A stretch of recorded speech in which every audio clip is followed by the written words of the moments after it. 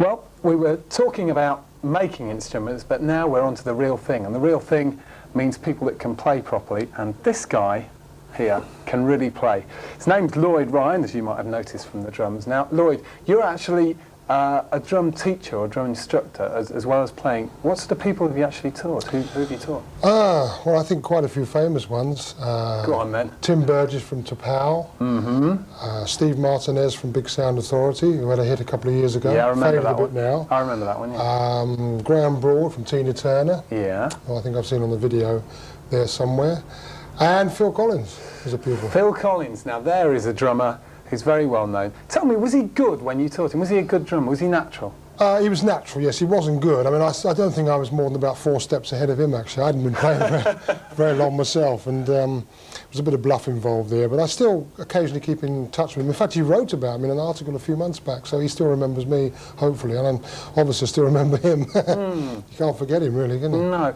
Now, tell me about drumming, because obviously, if you were thinking of taking it up, it's probably quite expensive. How much is the average drum kit? The average drum kit, well, it varies. Brand new, you're looking at probably about £500 for one new, but you can pick them up second hand for about 200, 250. I mean, a set like this one that you see here, that is fairly old now. I've had this kit quite a long time and sort of got rather attached to it, but new, you'd pick that up for about 600, 700 quid. But of course, the cymbals, another story. They're extra. That hi-hat, the hi-hat, which I'll explain to you later perhaps, the hi-hat and the cymbals is £400.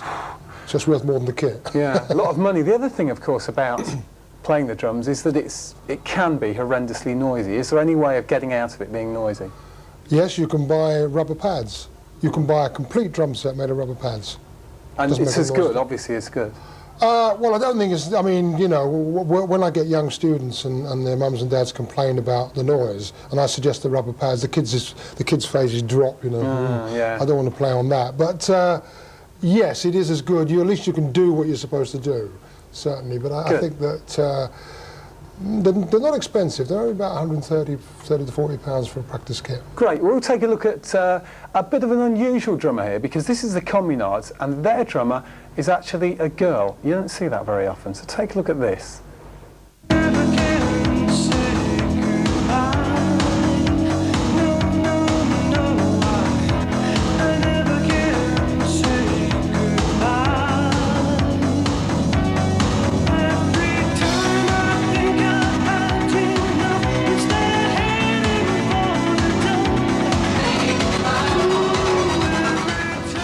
Great to see a female drummer. You know, I fancy being a drummer. But first of all, let's take a look at the kit. Explain a few bits here on what they do. Right. First of all, the bass drum. This is the bass drum, and the bass drum is played with the foot. Right. There you go. Don't some people put stuff inside it when they're playing? What does that do? Yes. Well, that damps it down. That makes it a lot quieter than it actually is. It gives it a more solid sound. This one here, which I'll just tap this one is the snare drum. Right. That's the main drum, in actual fact, the main one you play on. This one here is a tom-tom.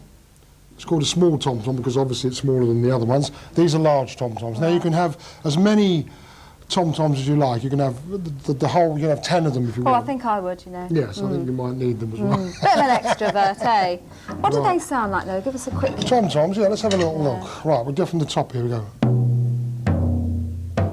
Oh, I like those. So you get... Right. Put them all together.